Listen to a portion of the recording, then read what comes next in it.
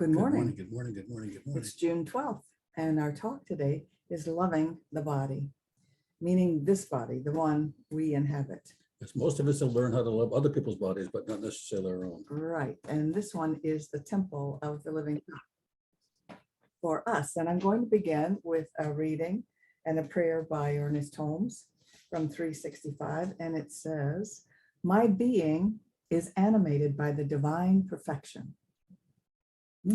Chinese sages tell us that the Tao, meaning spirit, produces everything, nourishes everything, and maintains everything. It spreads itself over everything. It flows through everything and is in all things. Indeed, being all that is, there can be nothing outside it. There is a mystical presence that pervades the universe, and this presence, welling up in our consciousness, evermore proclaims itself as the source and root of all. The enlightened of the ages have told us that it is this God within us that recognizes itself in everything we are. And so this is the affirmative prayer, and you may repeat it to yourself. I know that there is one mind, capital M, and that mind is God, and that mind is my mind.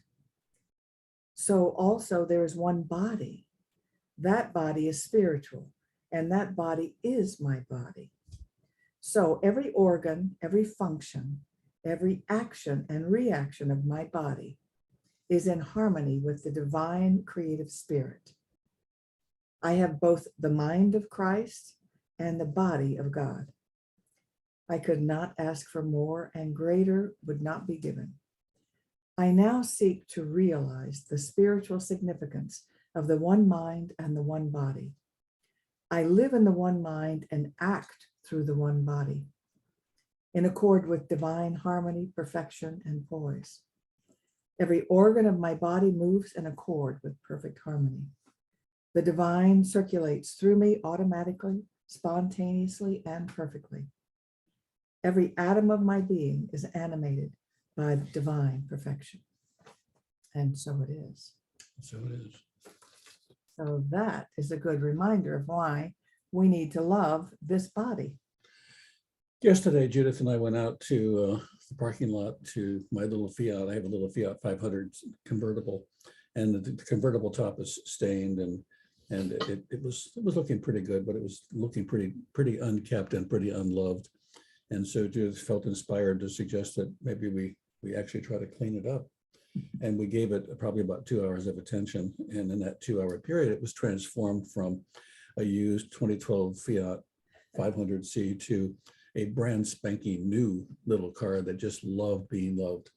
And I got to thinking about if we took care of our bodies with the same intention and with the same level of caring, and then how different it would be for us than often happens. And then I got to thinking about cars in general, and this is because we have mostly women in the group. I'm going to be talking about cars today.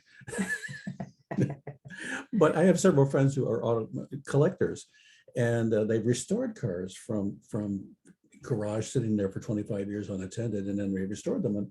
And I used to think that they restored them with lots of work and lots of money and lots of parts and all of that. But actually, they restore them with love. And the truth is, we can restore ourselves with love. But we have to decide that we're worthy of it, and we have to clean up the outside of it that is clean. And I say the outside, I mean all of the erroneous beliefs we have about ourselves and all the thoughts we have about ourselves that diminish us and diminish our value, and tell us that being new and spanking and bright and shiny is what's really important, and that who we are is not. We have to be willing to set that aside and say, you know, I really am something. I really am amazing, and I'm willing to discover how amazing that I really am. Well, speaking of babies, you know that there's not a baby that's not beautiful. They just have okay.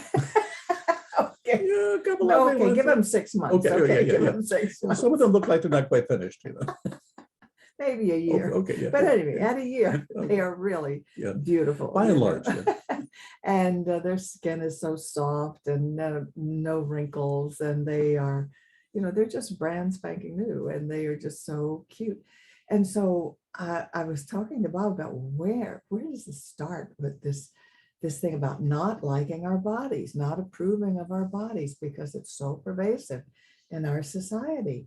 And you don't have to look very far, but if you just consider the child, when does this child start getting feedback that it's not enough or okay or just right? It could start in school with kids teasing the person about being too tall, too short, too thin, too fat, whatever, because kids definitely can be very cruel that way. And I think of my childhood and my sisters. We certainly got that more from friends from school than we ever did at home. Fortunately, at home, we were told very affirmative things about ourselves, which was fortunate for us.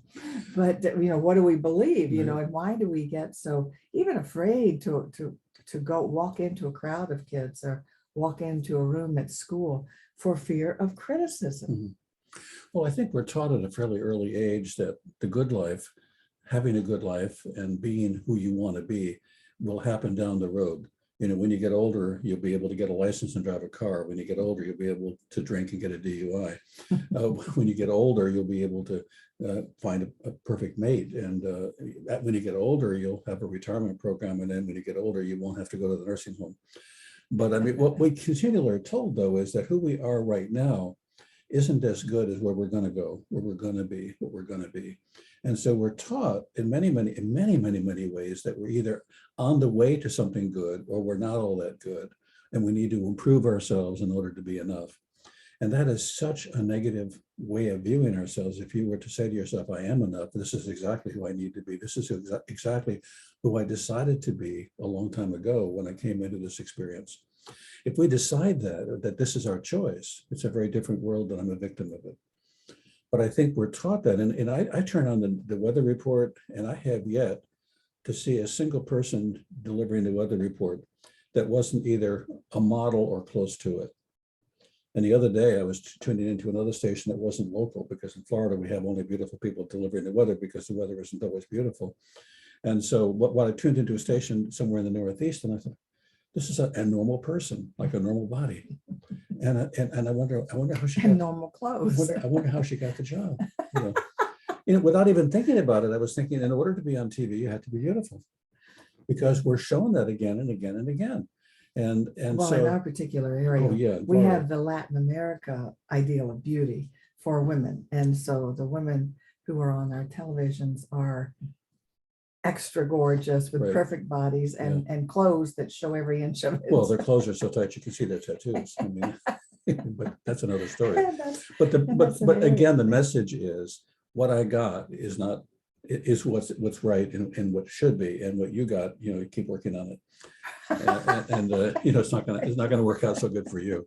But what a tragic message to take in, and we take this in at multiple levels. And I was sharing with Judith the story I heard the other day, which was a true story. A young kid who had been having a lot of trouble in school, and mostly everybody said he was lazy. I suspect that he was ADD or ADHD and had trouble attending, but because attention deficit disorder. Right, because he was having so much trouble in school, it was never thought that he would go to college. But his mother and father both insisted, you need to take an the test, but it's a college test, entrance. I can't remember the name of it either. Yeah, right. SAT. SAT. Thank you. You have to take the The voice came. That was God, I think. Right. You have to take the SAT test. And he said, okay, I'll do it. So he took the SAT test, and the score came back 1100. Scholastic aptitude. Yeah, that's it. Thank you. So the score came back 1148. Which is damn. fantastic. His mother and father looked at us and says, we thought you were dumb or slow. We had no idea you were so smart. He said, I didn't know I was smart or dumb either way. I just didn't really care. But since I am that smart, he thought, and since there's evidence of how smart I am, I'm going to go apply myself. So he went to college, and he got nothing but fantastic grades and was doing phenomenally well. When he got back from first semester of college, having done so extremely well, he picked up some of the mail that hadn't been opened. And one of the letters included a mistake that had been made on the SATs, and he'd actually only got like a 76. It was like some abominable 760 or something. Yeah, it was like a terrible number compared to what. So he believed that he was not dumb. What if you believed you weren't ugly, or you believed that your stomach didn't really dominate your life, where you believe that your loss of hair was not an issue, except when you have to see yourself on the camera. But no, what if you believe that you're actually enough? Yeah. And I thought about today, and I know I'm going on and on and on, but I went outside today to listen to my Mockingbird songs. Every morning, my Mockingbird gets up and there's a couple of new songs I haven't heard before, so I make sure to get out and say thank you. And I'm looking over at this huge tree we have, a huge tree. I don't know what kind of a tree it is, but it grows branches down into the ground, so it's not just a single trunk. It looks like it has 100 trunks, and it spreads out, and it spreads. It's got to be 20 foot in diameter at least. And I don't think anybody's ever said, oh, that's an old tree, stop looking at it. And nobody ever said, it was much nicer when it was a young tree. No, it's a perfect tree. It's a beautiful tree. And the older it gets, the more things it does for all of nature and the more valuable it is to the planet. And I thought, what if we viewed ourselves as we get older as old trees rather than somehow the flawed ones that need to be gotten rid of or gotten out of the way? And it just occurred to me that looking at that beautiful tree that I needed to celebrate both its years, its patience, its tolerance, its beauty, its elegance, and how it provided for so many different people. And don't we in our Just lives like we do all of that? Yeah, Just exactly. like we do. And yes, you're right. How nice if we could value ourselves even more as we get older. And instead, what I notice that we do when we have body parts that are no longer perfect, we're very critical of them, like we've been betrayed by those body parts. How dare you not work perfectly anymore? And we feel less than because that happens to us. And I think our body actually is generally speaking to us in metaphor, because your body responds to your thoughts. And this morning I was going through an exercise of telling my body parts that I loved them. And I noticed how strange that felt to me, to just be appreciating every part of my body, even the parts that are right now experiencing challenges.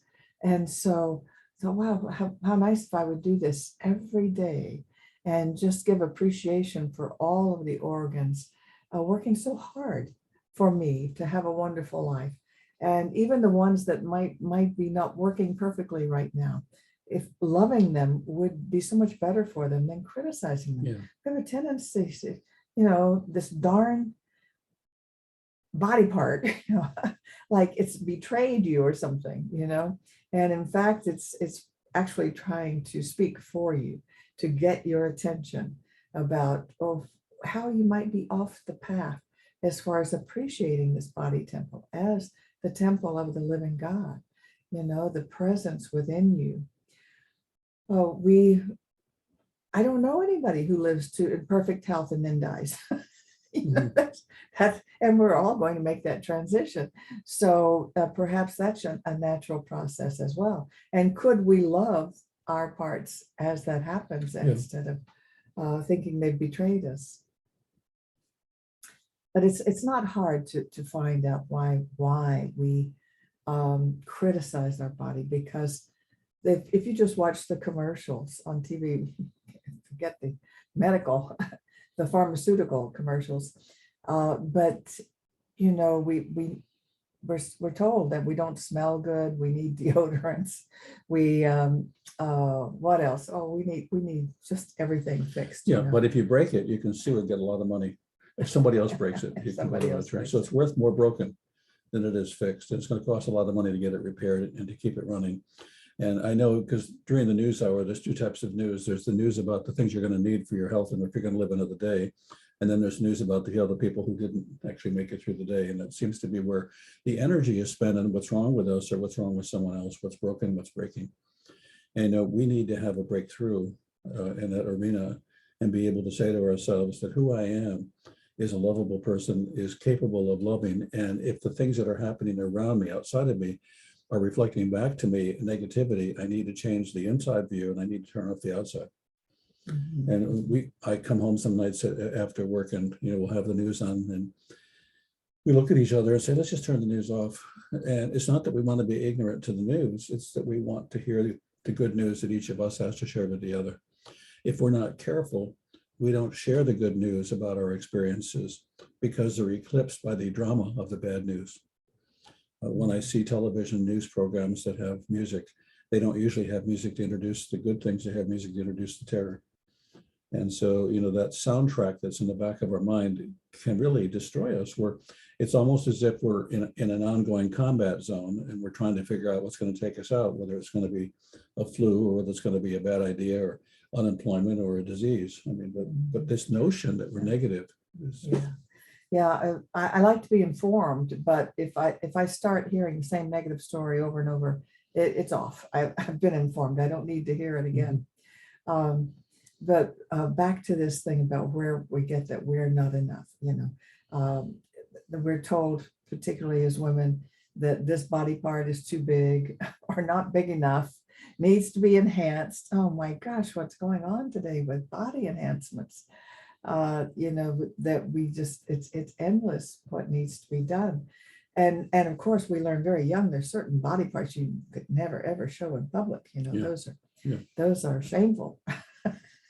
So of course we get body shamed and thinking that some parts of us are not okay, and women learn that we need to enhance our appearance with makeup to be even more attractive. And so it's all a message of not enough. Just the way you are is not good enough.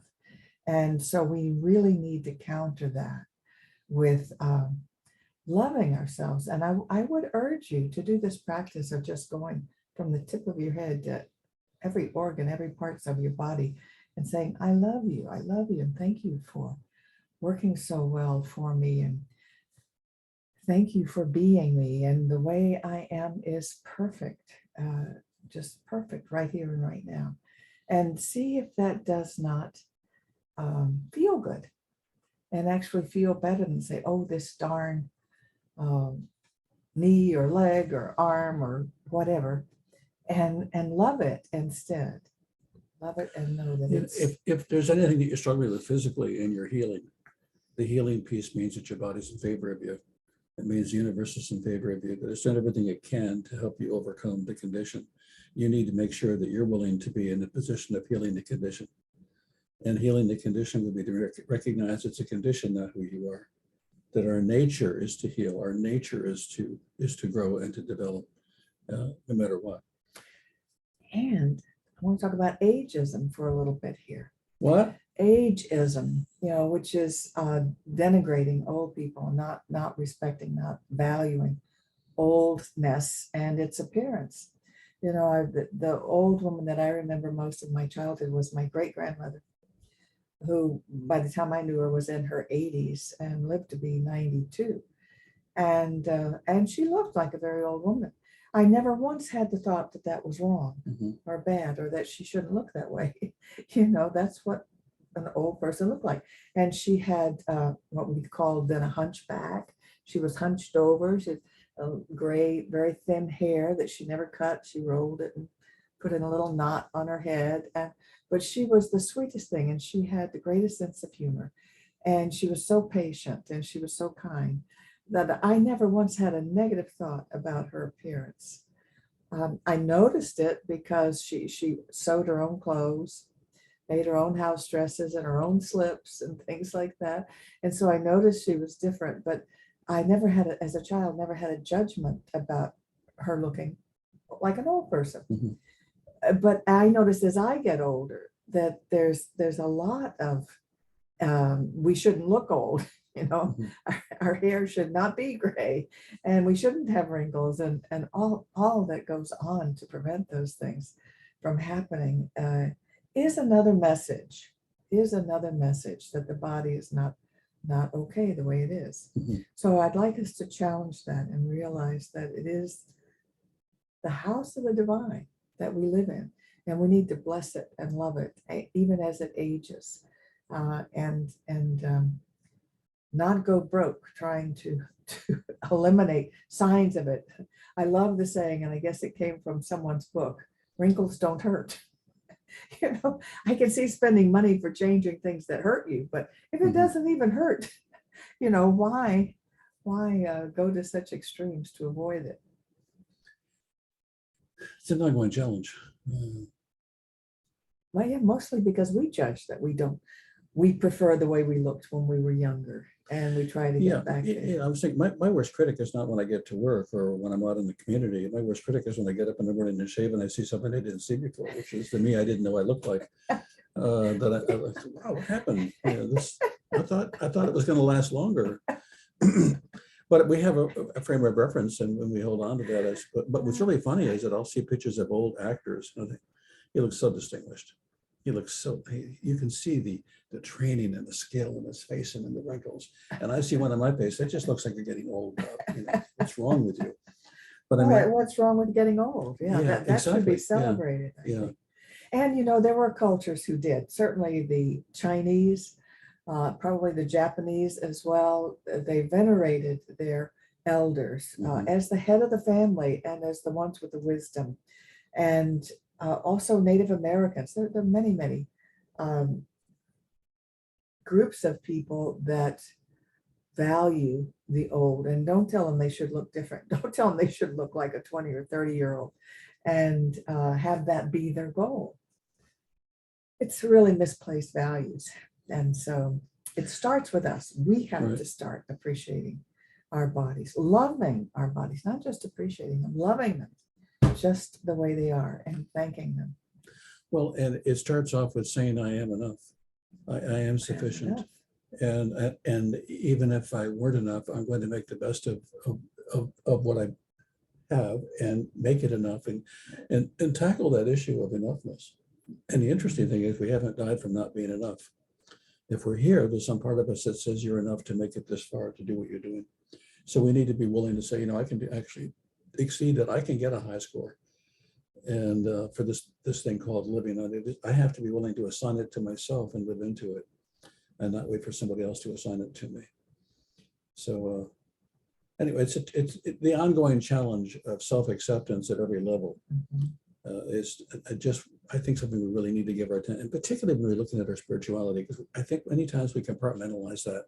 Our spirituality is something that we have on Sunday when we get dressed up, or we have when we're singing a hymn, or when we're thinking spiritual thoughts or meditating.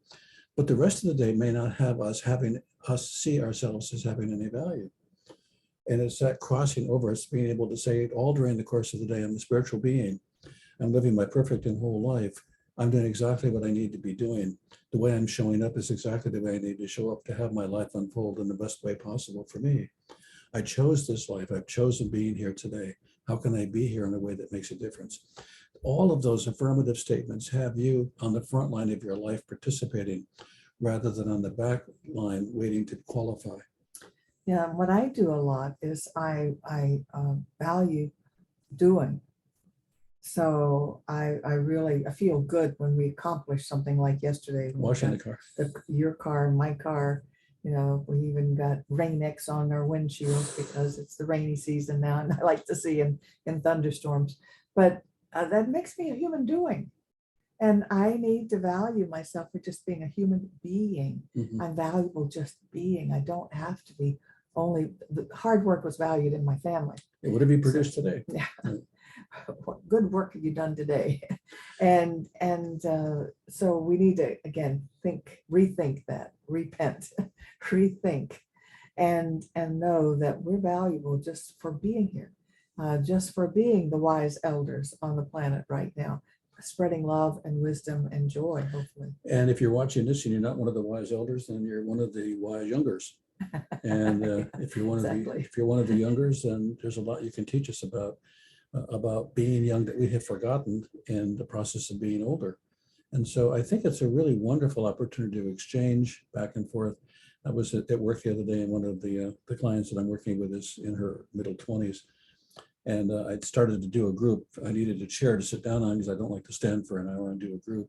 And I'm sitting in the chair trying to get comfortable. And I looked at her and she's all twisted up in a chair, twisted her legs up. And I thought, how can you do that? And she was a demonstration of what you can do when you're young enough to be a pretzel. And I said to her, that is amazing. She said, what?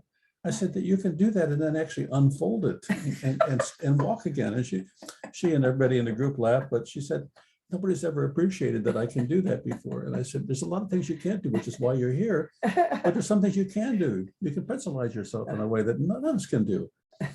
what are the things you can do in this period of your life that you couldn't do before, or that you'll never be able to do again, that have value for you? Do those things, share those things.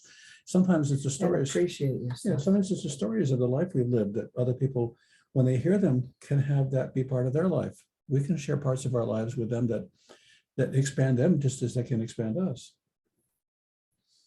Indeed. Well, we're running So- out of time. Let's close with a prayer. Yeah. So let's go within and know the truth of our being is that we are one with the divine. Therefore, we have no unmentionable, unspeakable, unacceptable parts. We are totally perfect just the way we are right here, right now. Whole, perfect, and complete.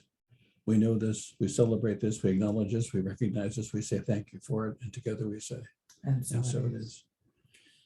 And we have picked the perfect song to play for you. In a little bit, we can't play it now, But before we do that, we would like to remind you that God needs money. that That's, for those of you who just tuned in late, that's a George Carlin comedy. He talked about God is all perfect, all powerful, all wonderful, and knows everything, but he needs money. Because he apparently has a hard time with it. Go to any church, they tell you. So guess what? We're a center and we need money. We don't need lots of it, but if you have some that you can donate, we'd really appreciate it. It makes a difference. It helps us cover the cost of the expenses it takes to keep this on the air. And so we also like to remind you that giving is receiving. Yes. Because it's stating into the law of mind that you always have enough. So, and that your giving is an investment in your good. So say this affirmation, if you would, as I do. My investment today is made with the full realization that God is the source of my supply and returns it to me enriched and multiplied. And so it is. And so this is our website. The website is cslpalmbeaches.org. This is the first page. And if you click on ways to donate, this pops up and shows you 3 different ways you can donate to our center. So we thank you. And I am going to stop the recording. stop the recording.